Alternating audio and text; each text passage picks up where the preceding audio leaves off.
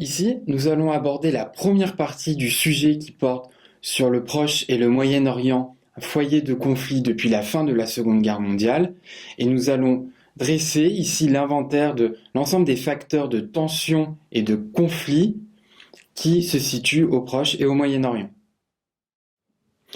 Premier point, il faut montrer que le Proche et le Moyen-Orient présentent des enjeux géostratégiques qui expliquent en grande partie l'écho international des tensions et des conflits qui peuvent s'y produire.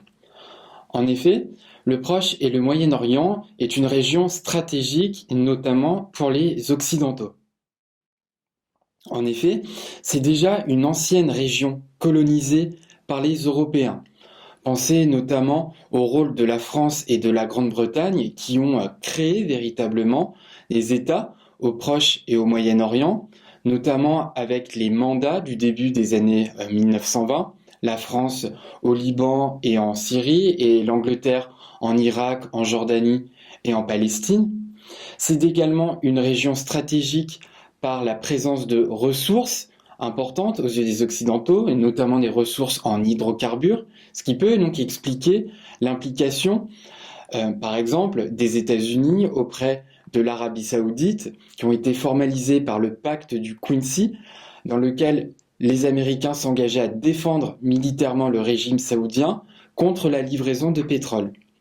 Enfin, c'est une région au centre du commerce international et qui revêt donc une importance stratégique qui a été révélée notamment au cours de la crise de Suez en 1956, lorsque le président égyptien a décidé de nationaliser le canal de Suez, ce qui a provoqué en réaction une intervention militaire de la France et de l'Angleterre et d'Israël.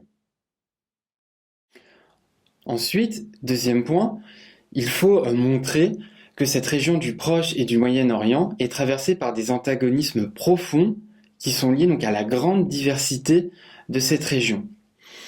Nous avons tout d'abord au Proche et au Moyen-Orient une grande diversité religieuse qui peut être source de tensions, de conflits intercommunautaires. En effet, dans cette région, on retrouve l'ensemble des courants de l'islam ainsi que de fortes minorités chrétiennes et juives. On peut penser aux maronites du Liban ou aux coptes en Égypte. Et cette grande diversité religieuse donc est parfois source de tensions et de conflits entre les communautés. Il faut penser ici aux conflits entre chiites et sunnites dans plusieurs pays comme l'Irak, et notamment dans des régimes qui s'appuient sur une minorité religieuse contre la majorité de la population. On peut penser à la Syrie, où le pouvoir de la famille Al-Assad s'appuie sur la communauté alaouite, ce qui aliène la majorité sunnite de ce pays. Il y a ensuite, au Proche et au Moyen-Orient, une grande diversité ethnique qui peut s'avérer parfois conflictuelle. En effet, cette région est peuplée par différents peuples, des Arabes, des Kurdes, des Turcs, qui peuvent se côtoyer au sein d'États où il y a de fortes minorités qui aspirent à l'indépendance. Nous pouvons penser ici aux Kurdes qui sont répartis entre 4 États de la région, en Turquie, où ils constituent notamment un parti qui se bat militairement pour l'indépendance, le PKK, la Syrie, l'Iran et l'Irak. Les États du Proche et du Moyen-Orient sont aussi traversés par des tensions socio-économiques. En effet, ces États connaissent généralement une forte croissance démographique et sont marqués par de profondes inégalités sociales et économiques. Et cela même dans les riches pétromonarchies du Golfe. Et enfin, ces États sont traversés aussi par des tensions politiques.